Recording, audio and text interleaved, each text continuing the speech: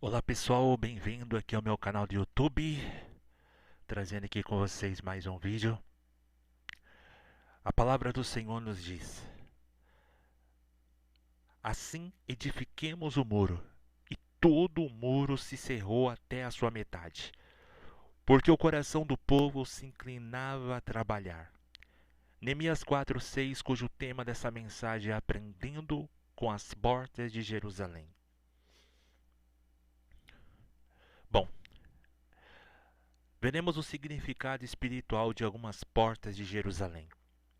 A cidade santa, como todos sabemos, era grande e logo eram necessárias várias portas de acesso para que a sua vida corresse normalmente. Mas o que fazer se as portas estavam queimadas e os muros fendidos? Nessas condições, Jerusalém tornava-se presa fácil para os inimigos. A única solução para reerguer as portas e reconstruir os muros, apesar do desconforto da crise. Homem algum seria capaz de realizar tal obra sozinho. Era preciso unidade e esforço. O povo, entretanto, encorajado por Neemias, aceitou o desafio da reconstrução. A porta do gado ou das ovelhas. De acordo com os estudiosos, essa porta situava-se na entrada mais oriental do lado norte das muralhas de Jerusalém. Em algumas versões é chamada de a Porta das Ovelhas. Junto a essa porta, no tempo de Jesus, havia o tanque de Betesda, onde o Salvador curou o paralítico enfermo e havia 38 anos, em João 5:29. Essa porta foi edificada pelos sacerdotes em Neemias 3:1. A Porta das Ovelhas é uma figura de Cristo. A porta da salvação e do bom pastor em João 10:7-9. Não há salvação senão em Jesus e por Jesus, em Atos 4:12. Cristo libertou-nos do pecado e da condenação eterna. O sumo sacerdote morreu por nossas iniquidades, libertando do castigo do pecado, que é a morte. Como a igreja do Senhor, devemos proclamar ao mundo que Jesus é o único caminho que nos leva a Deus. A porta da salvação está aberta. Aproveite a oportunidade, entre, Jesus está à sua espera. A porta do peixe. Neemias 3:3, 12:39. Não se sabe ao certo o porquê desse nome. E todavia, segundo o dicionário bíblico Heflin, o nome provavelmente veio do fato de os peixes da Galileia serem comercializados naquelas imediações. Essa porta faz nos lembrar que Jesus chamou-nos para sermos pescadores de homens. Mateus 4:19, 13, 47 e 48. Todo crente tem o dever de ganhar almas para o reino de Deus. Seja ele pastor, missionário, diácono, professor da escola dominical, não podemos negligenciar a evangelização. A igreja recebeu de Cristo a incumbência de proclamar o evangelho a toda criatura. Marcos 16:15. Você tem cumprido a sua missão? A porta velha e a porta do vale. Bom, em Neemias 3:6 e 12:39. Localizada na parte mais antiga da cidade, a porta velha pode ser tomada como a imagem legítima da doutrina cristã.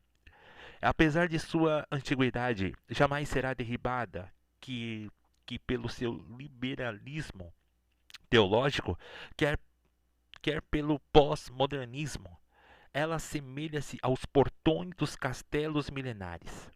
Resiste ao tempo e jamais será tida como ultrapassada, pois imprescindível é a nossa segurança. A Bíblia Sagrada, de onde extraímos a nossa doutrina, começou a ser escrita há 4.000 anos aproximadamente, e nem por isso é tida como fora de moda. A palavra de Deus é para sempre. 1 Pedro 1, do 24 ao 25. Muitos são os que procuram as portas do humanismo, do relativismo e do modismo, com as suas extravagâncias litúrgicas. E o que diremos dos pregadores que se comportam como gurus da autoajuda? Zelemos pela sã doutrina, para que os mercenários não se apossem do rebanho de Cristo. Em Tito 2:1. A porta do vale, Neemias 3:13, dando acesso ao vale localizado na parte oeste de Jerusalém.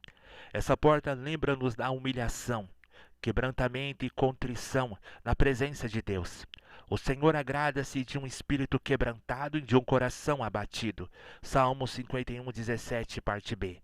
Neemias era exatamente assim.